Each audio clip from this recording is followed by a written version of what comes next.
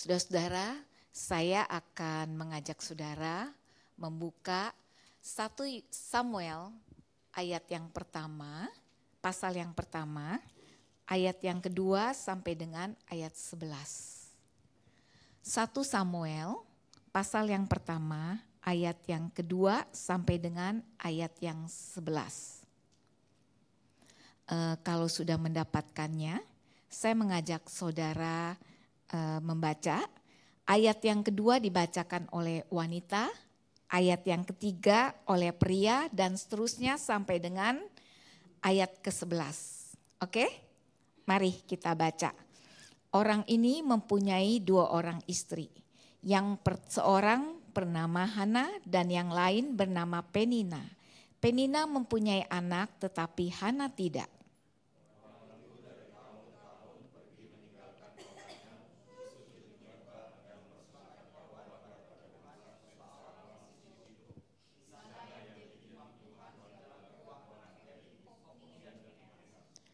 Pada hari Elkana mempersembahkan korban, diberikannya kepada Penina istrinya dan kepada semua anaknya yang laki-laki dan perempuan masing-masing sebagian.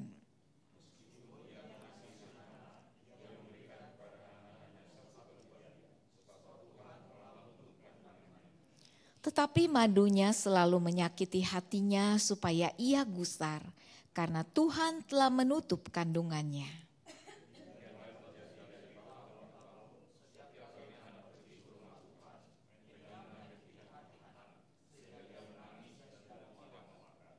Lalu Elkana suaminya berkata kepadanya, Hana, mengapa engkau menangis dan mengapa engkau tidak mau makan? Mengapa hatimu sedih? Bukankah aku lebih berharga bagimu daripada 10 anak laki-laki?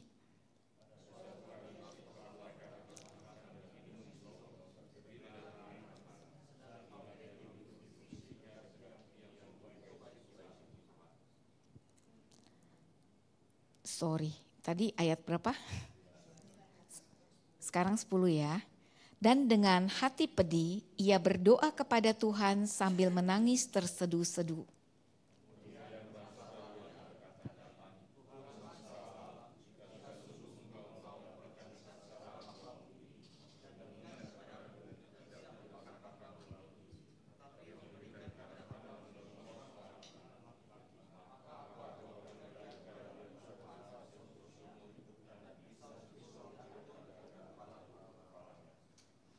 Oke, sampai di sini pembacaan firman Tuhan.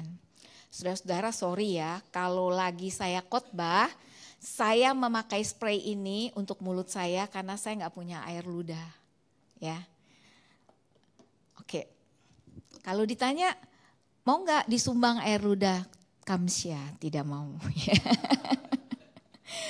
Oke, nah saudara-saudara, kalau kita tadi membaca firman Tuhan ini dimulai ya dengan kata dalam ayat kedua, orang ini mempunyai 2 orang istri. Nah saudara, pada saat itu dimulailah suatu keruwetan hidup. Ada 2 istri. Ya, sebelum apa-apa ada 2 istri, itu pasti ruwet, betul gak? Bapak-bapak betul gak?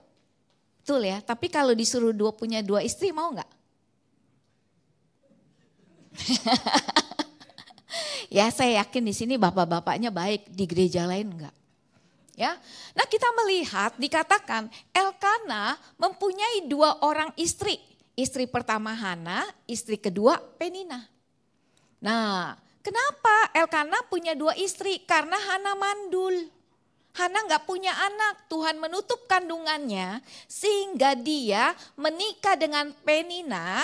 Dan masa itu satu budaya ya, budaya orang kalau istrinya mandul boleh menikah lagi, itu budaya ya. Tapi budaya Kristen tidak demikian ya.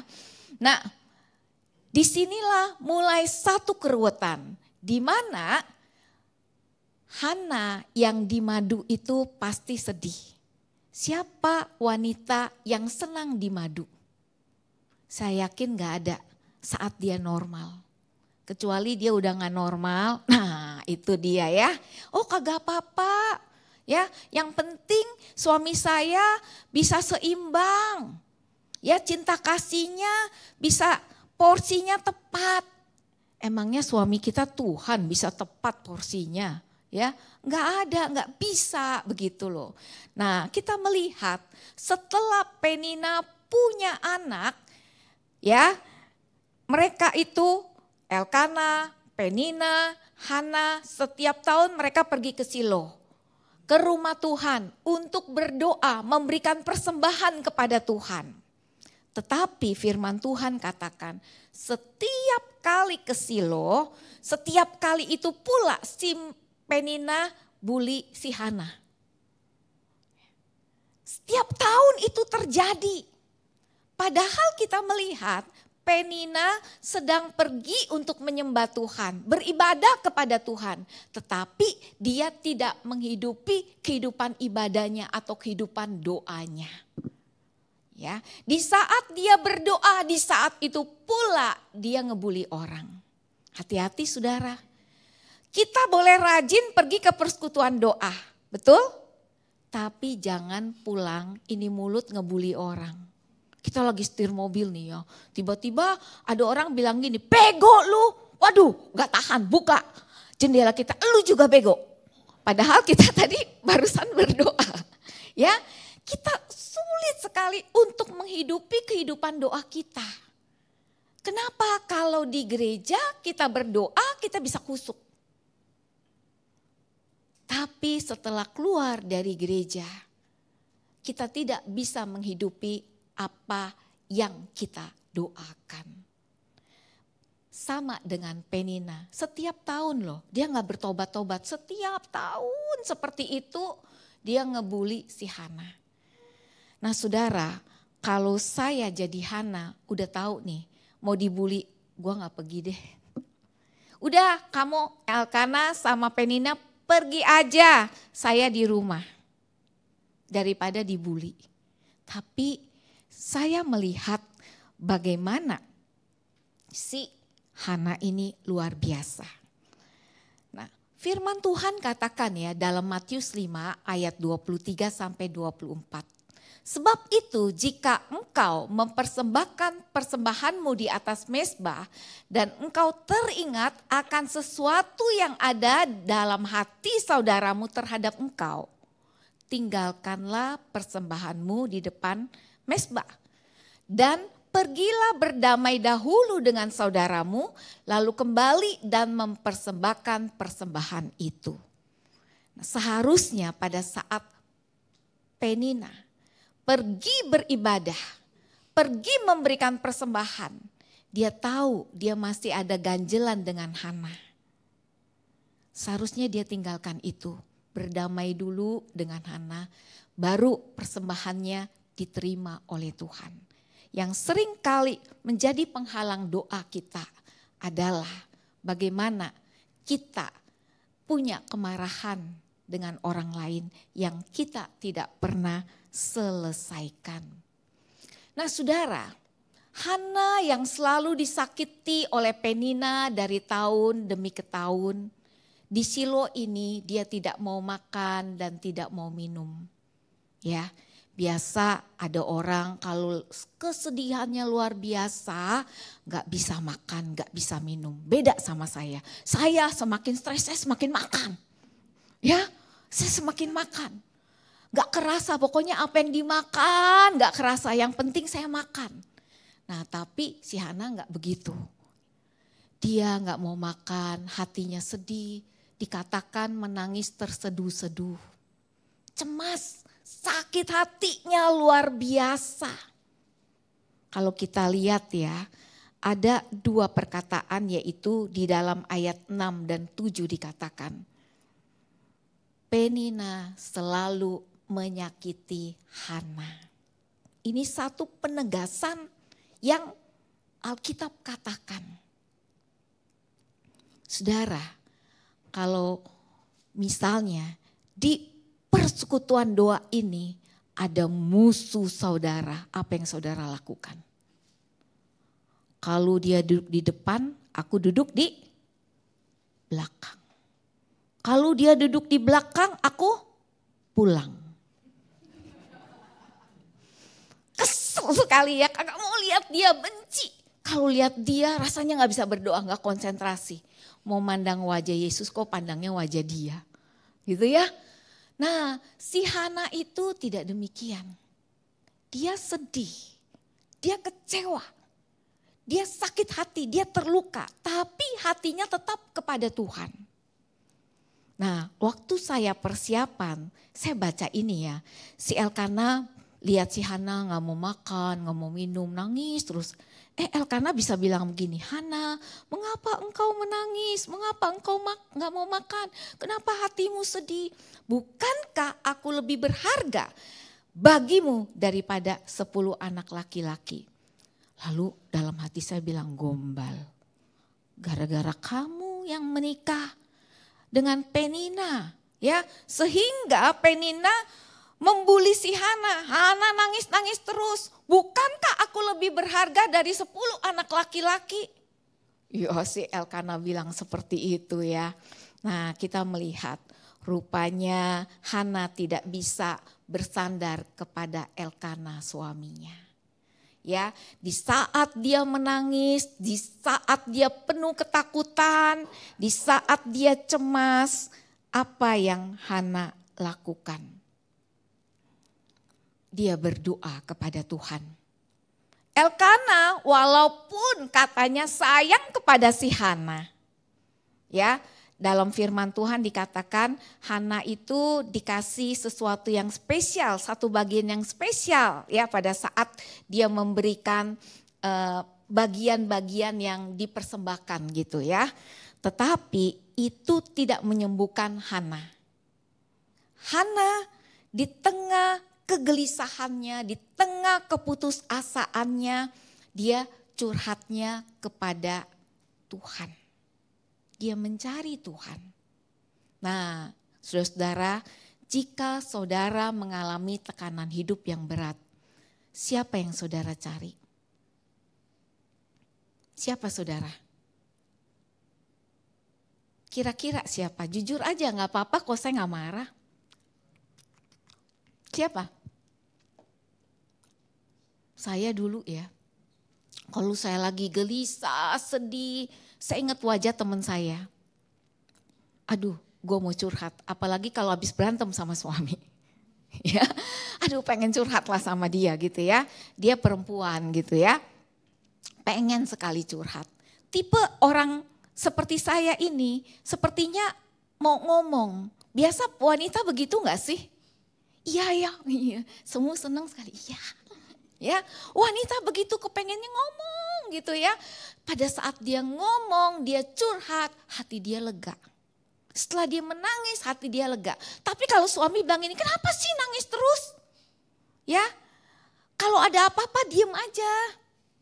Toh aku sudah minta maaf sama kamu, jadi jangan nangis. Karena dia merasa bersalah tuh suami biasanya kayak begitu ya. Nah beda, laki-laki sama perempuan beda. Perempuan perlu ngomong, perempuan perlu menangis.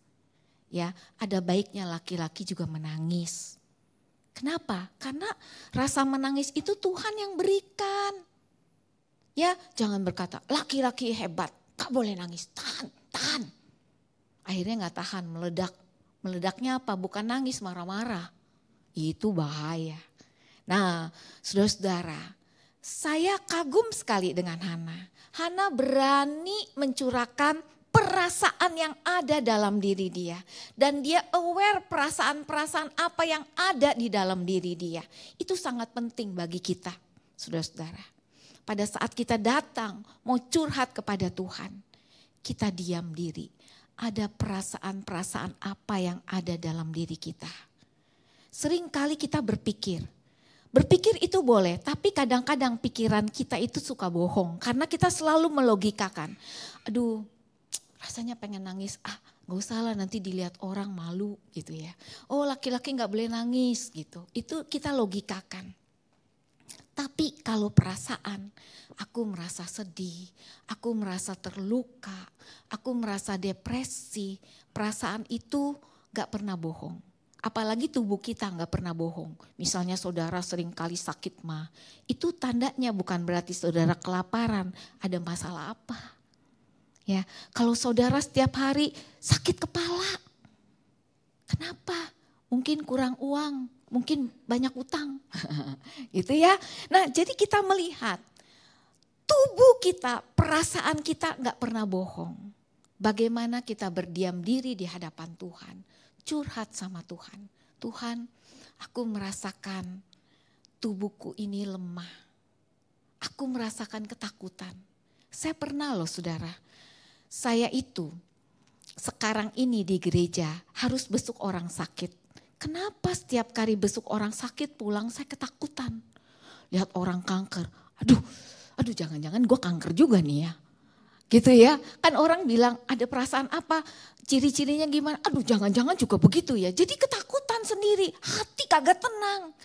Akhirnya saudara, saya diajarin ya oleh salah seorang murid saya. Dia panggil saya Nyak, tenang dong, diam diri. Ya, coba berdiam diri tenang. Sebelum pergi ke rumah sakit dan sesudah pergi ke rumah sakit berdiam diri. Apa yang kamu rasakan? Kenapa kamu merasakan itu? Nah, itu membuat saya aware dengan keberadaan diri saya. Nah, ketika kita berdoa, kita belajar saudara di hadapan Tuhan untuk menjadi hampa dan tidak berguna di hadiran Tuhan.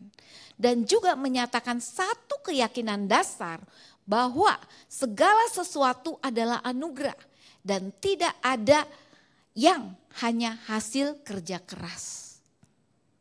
Kita harus ingat, Hana datang kepada Tuhan, dia curhat, dia berkata, Tuhan memang aku tidak bisa melakukan apa-apa. Hanya Engkau yang bisa melakukannya. Aku kosong Tuhan. Aku hampa, aku tidak berguna, aku tidak berdaya. Semua itu adalah anugerah dan tidak bisa aku banggakan. Nah, di sini kita melihat saudara, Hana betul-betul sangat mengenal Tuhan. Dia berkata, Tuhan semesta alam. Artinya dia mengenal kalau Tuhan adalah pencipta langit dan bumi dan Tuhan juga yang menciptakan dia. Tuhan tahu seluruh organ-organ jeroan yang ada di dalam diri dia. Tuhan tahu rahim dia. Tuhan tahu segala hal yang ada di dalam tubuh yang tidak bisa dia tahu. Hana berdoa kepada Tuhan dengan satu keyakinan yang dia doa adalah Allah yang Maha Kuasa. Dan Tuhan dia bilang, Engkau yang memperhatikan sengsaraku. Tuhan itu adalah Tuhan yang peduli. Ya.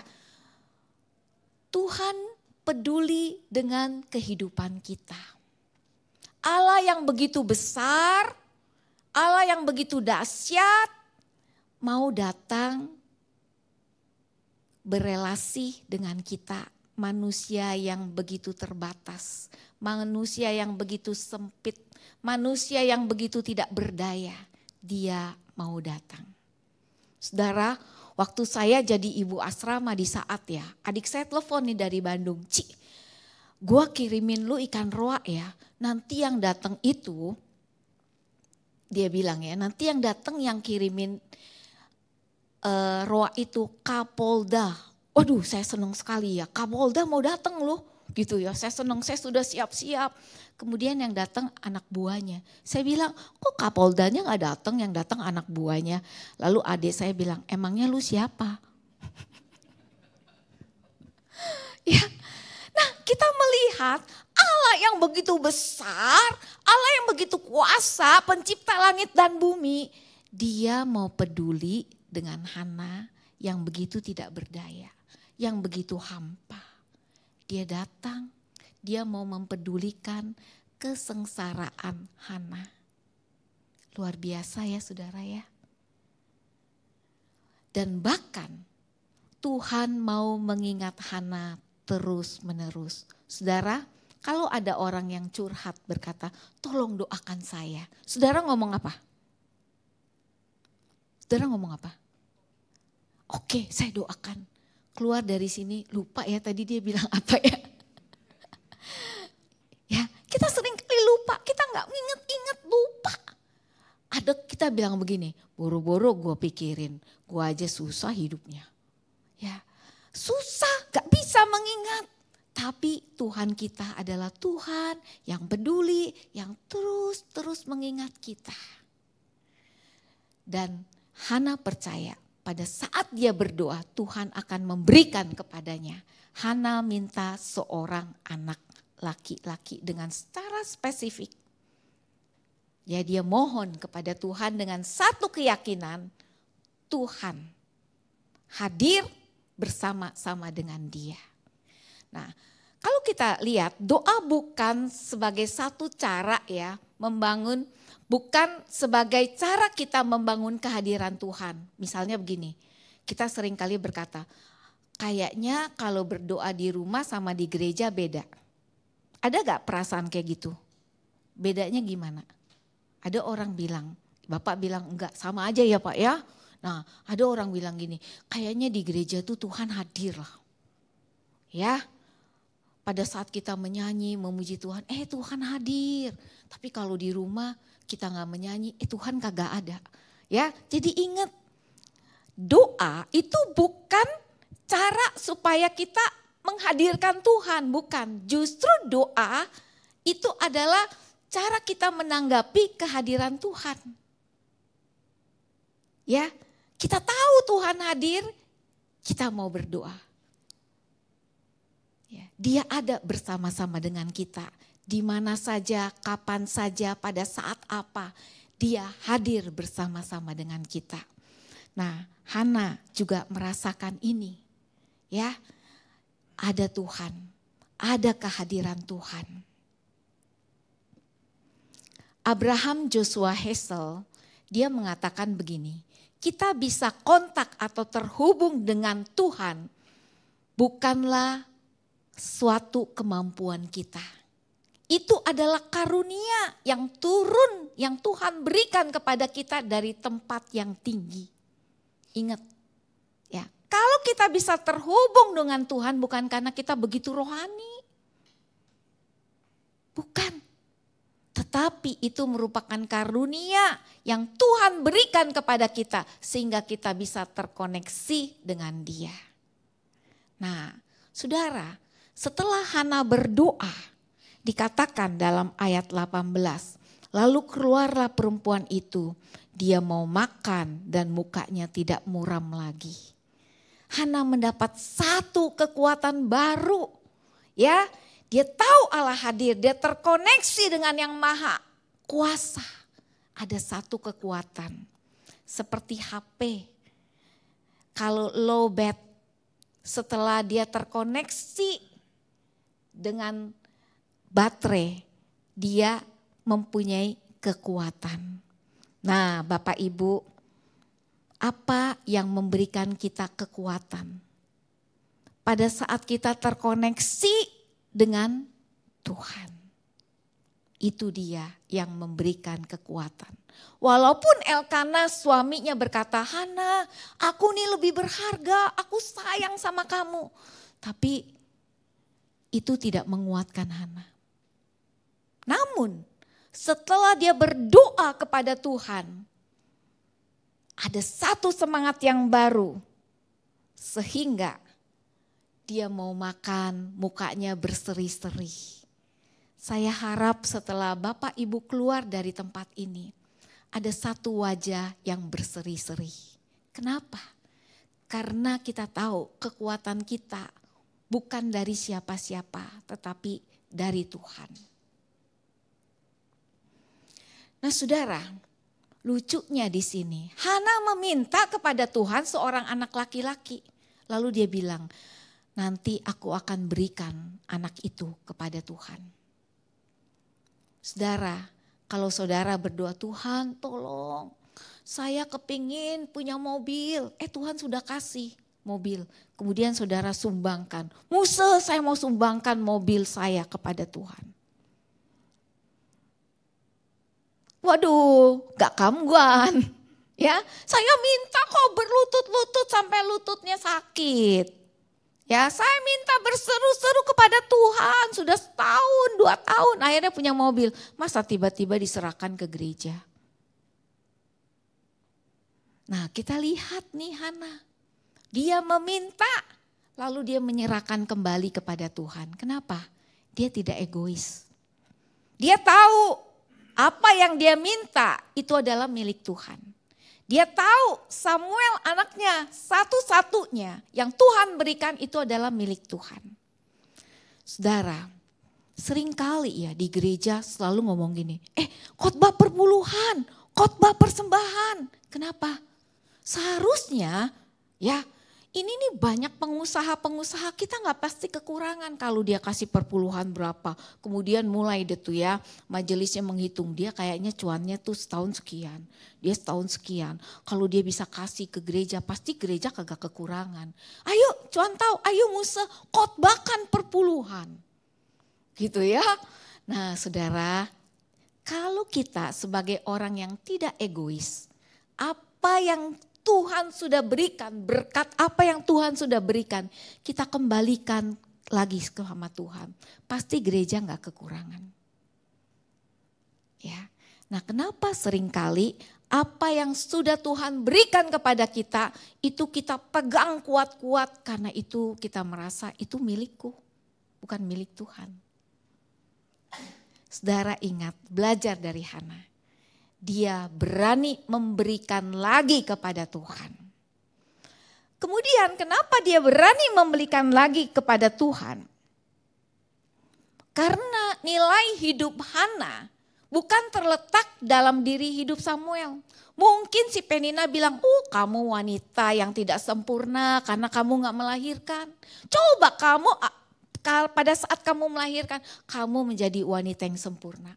Kamu kena aib karena kamu mandul, ya. Nah kita melihat di sini nilai hidup Hana tidak ditentukan dengan kehadiran seorang anak, tapi dia merasakan sudah cukup di hadapan Tuhan, ya. Dengan Tuhan menerima dia sudah cukup baginya. Nah saudara, kenapa seringkali kita tidak berani memberikan apa yang Tuhan sudah berikan? Karena nilai kita tergantung di dalam berkat itu. Bukan tergantung di dalam Tuhan. Rasa cukup kita ada di mobil, ada di rumah, ada di prestasi kita, di kedudukan kita, di kekuasaan kita. Tapi bukan di dalam Tuhan. Ya. Nah, kita melihat di dalam keruwetan hidup Hana, rupanya ada maksud yang indah, ya. Samuel dipakai oleh Tuhan sebagai hakim dan nabi. Samuel itu hidup di keluarga Imam Eli, di mana anak Imam Eli, Hofni dan Pinehas menjadi imam yang gak benar, mata duitan, selalu pikirannya materi, moralnya bejat. Tetapi kita melihat di antara orang-orang yang bermoral bejat ada Samuel. Dia dipakai oleh Tuhan luar biasa. Nah ini loh, di dalam keruwetan hidup Hana ada satu hal yang terbaik. Dan bahkan Samuel dipakai oleh Tuhan untuk mengurapi Daud raja pertama, Saul raja pertama dan Daud. Saudara, kadang-kadang di dalam kehidupan kita itu banyak keruwetan seperti benang kusut. Ya, kita nggak tahu harus dibereskan mulai dari mana. Saudara, kita manusia terbatas. Serahkan kepada Tuhan yang tidak terbatas. Dia yang sanggup untuk menolong kita, memberikan kita kekuatan. Amin.